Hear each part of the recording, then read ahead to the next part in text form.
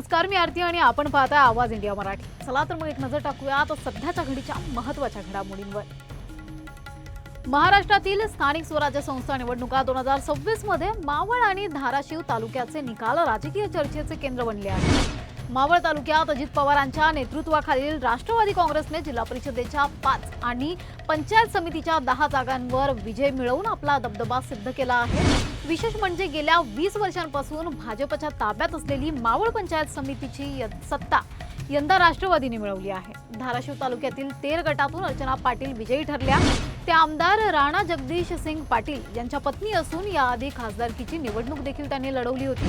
अर्चना पाटील यांचा विजय धाराशिवच्या राजकारणात महत्त्वाचा मानला जात आहे। एकूण जिल्हा परिषदेच्या निकालांमध्ये भाजप 7 जागांवर आघाडीवर राहिलेली आहे, तर शिवसेना शिंदे गट 2, राष्ट्रवादी काँग्रेस अजित पवार गट 1 आणि काँग्रेस 2 जागांवर आघाडीवर आहे। शरद पवारांच्या राष्ट्रवादी आणि ठाकरे गटाच्या शिवसेनेला अद्याप जिल्हा परिषदेत एकही जागा जिंकता आलेली नाही।